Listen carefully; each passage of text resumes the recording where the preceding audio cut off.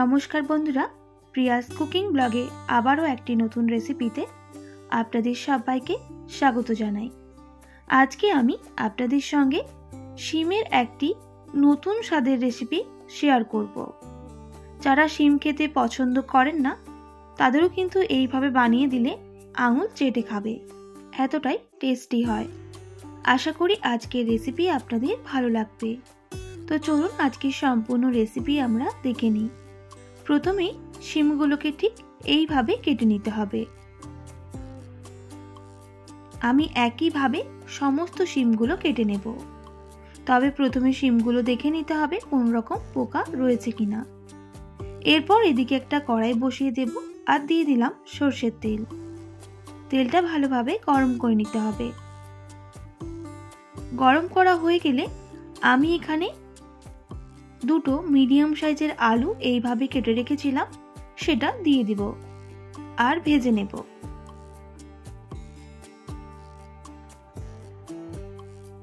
যতক্ষণ না আলুটা ব্রাউন কালার হয়ে আসছে আমি ততক্ষণ পর্যন্ত ভেজে নেব।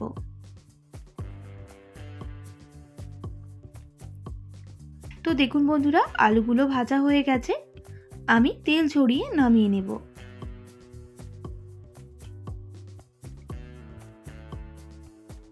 এবার ওই তেলের মধ্যে পেঁয়াজ কুলি ভেজে নেব।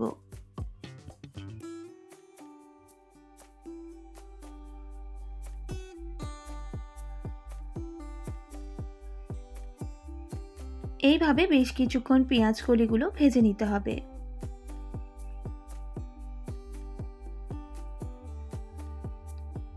তো দেখুন বন্ধুরা, পেঁয়াজ কলিগুলো ভাজা হয়ে গেছে, আমি নামিয়ে নেব।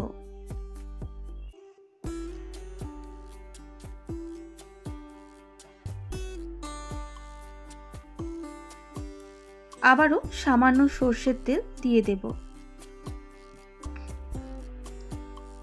এবার কেটে রাখা শিম দিয়ে দিতে হবে আর শিমগুলোকে একইভাবে ভেজে নেব, তবে শিমটা একটু ভালোভাবে ভেজে নেব।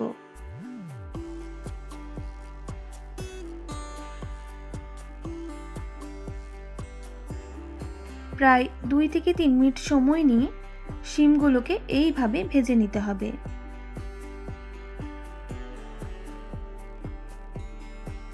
তো দেখুন বন্ধুরা, শিমগুলো কিন্তু ভাজা হয়ে গেছে, আমি এবার নামিয়ে নেব। এবার ওই কড়ার মধ্যে দিয়ে দেব সামান্য পরিমাণ সরষের তেল। তেলটা ভালোভাবে গরম করে নিতে হবে। তেলটা গরম হয়ে গেলে দিয়ে দেব 5 ফোড়ন আর একটা তেজপাতা। এবার ফোড়নটা ভালোভাবে ভেজে নিতে হবে।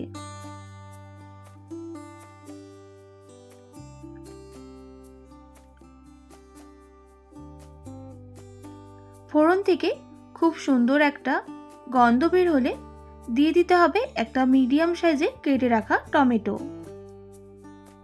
আর টমেটোটাও ভালোভাবে ভেজে নেব।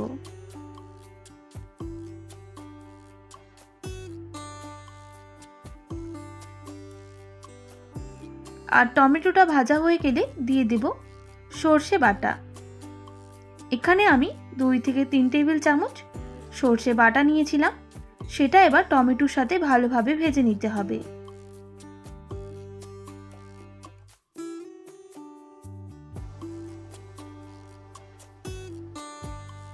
এবার বাটি ধোয়া জল আমি এখানে অ্যাড করব আর ভালো করে মশলাটা কষিয়ে নিতে হবে।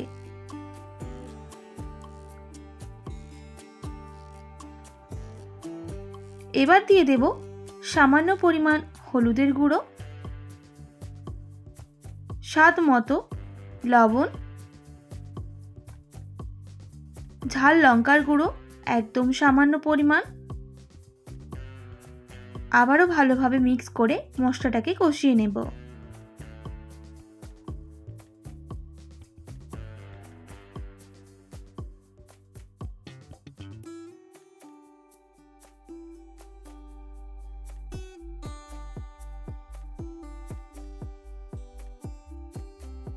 প্রায় 3 থেকে 4 মিনিট সময় নিয়ে মশলাটাকে কষিয়ে নিতে হবে, যতক্ষণ না মশলা থেকে তেল ছাড়া শুরু করছে।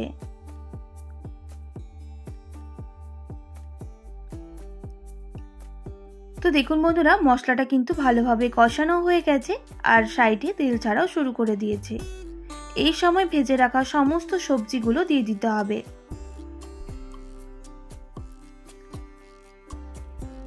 আর সবজিগুলো দেওয়ার পর মশলার সাথে ভালোভাবে মিক্স করে নিতে হবে।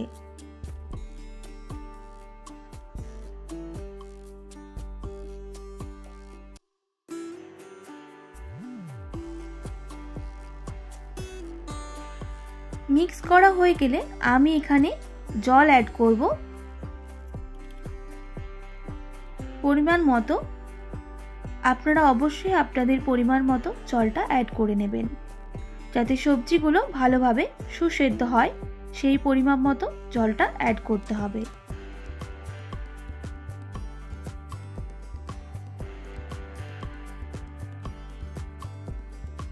আমি এখানে একটা কাঁচা লঙ্কা এইভাবে কেটে রেখেছিলাম, সেটাও অ্যাড করে দিচ্ছি।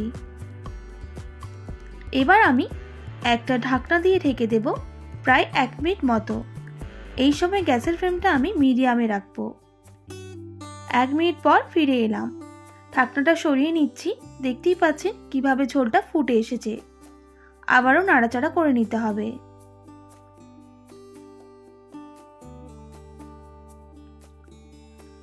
আবারও 1 মিনিট মতো ঢাকনাটা ঢেকে দিচ্ছি।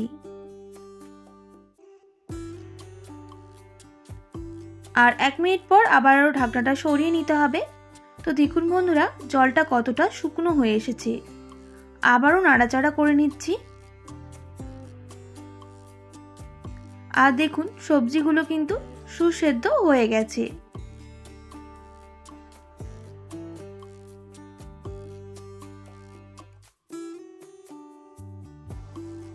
এবার আমি ওপর থেকে দিয়ে দেব কিছুটা পরিমাণ ধনেপাতা কুচি।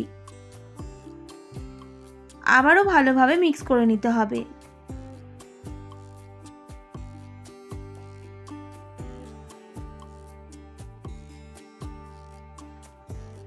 জলটা যাতে আরো শুকনো হয়ে যায়, আমি আরো বেশ কিছুক্ষণ রান্না করে নেব।